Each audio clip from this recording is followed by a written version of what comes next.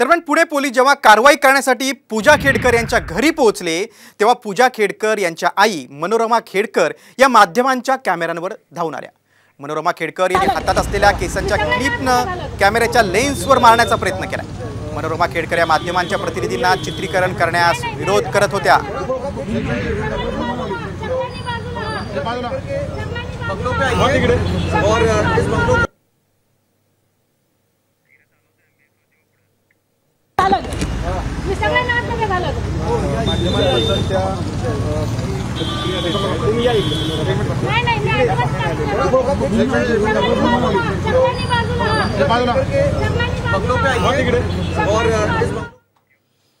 पुरीचा थाट तर आईचा थैथयाट दिसून आलाय। दरम्यान कारवाईबाबत आता पूजा खेडकरांना विचारलं असता त्यांनी काहीही माहिती नसल्याचं म्हटलंय।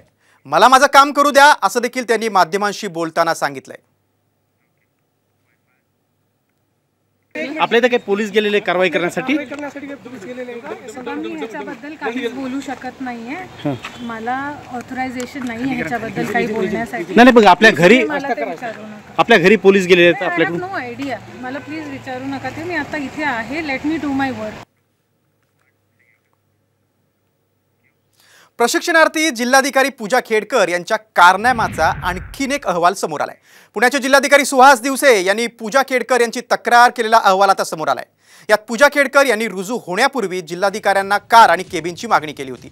इतकंच नाही तर स्वतंत्र टेबल, संगणक, नावाची पाटी आणि इतर सामान ठेवण्यासाठी ही मागणी या चॅटमधून केली होती आणि याच वर्तवणुकीचा अहवाल जिल्हाधिकारी सुहास दिवसे यांनी सरकारकडे सादर केलाय। या अहवालात काय म्हटलं आपण पाहूया। जॉईन होण्यापूर्वी पूजा खेडकर यांचे निवासी जिल्हाधिकाऱ्यांना मेसेज होते। जॉईन होण्यापूर्वीच कार आणि केबिनची मागणी केली। अप्पर जिल्हाधिकाऱ्यांच्या केबिनमधील सामान बाहेर काढण्याची सूचना केली। स्वतंत्र टेबल, संगणक, नावाची पाटी आणि इतर साहित्याची देखील त्यांनी मागणी केली। खासगी गाडीला लाल दिवा लावला। आरक्षणाचा नियमबाह्य लाभ घेतला।